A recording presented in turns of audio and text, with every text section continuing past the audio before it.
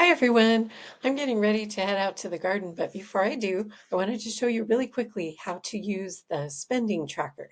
So first, just make a copy. It'll take a couple of seconds for it to pop up here, but you'll make a copy and then right away you'll notice that there are some areas that have no color and then many of the boxes do have color. So basically, you can safely edit anything that does not have color in the cell or the box. So you can change the font, you can change the title of this, you can change the title up here to be what you like.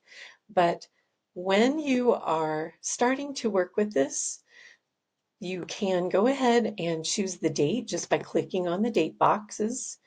And if you click, you can choose the start and the end. I'm just doing a month here. And then when you do that, you can also go down and do the same thing when you're tracking your actual spending and keeping track in your log. You can put the date in by clicking a couple of times, and then you can type in your store and then choose a category where your spending fits. And in this case, for this sheet, you can also choose whether it's a need or a want by clicking on this drop-down menu here. And then you can also choose some different payment methods if you would like to keep track of that.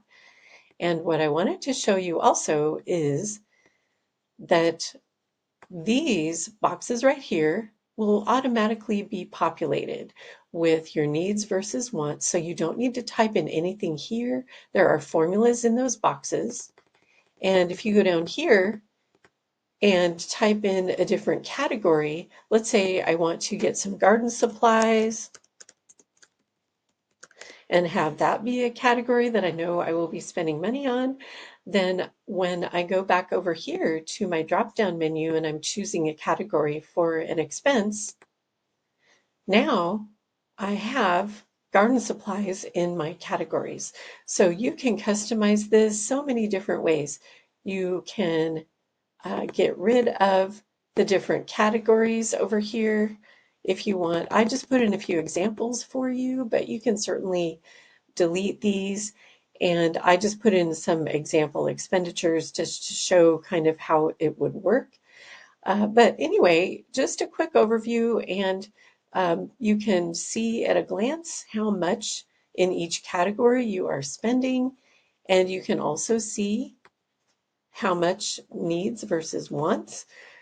If you want to go ahead and do it for a different month, then down here in the bottom of the screen, I don't know if you can see this, but I have July 2025.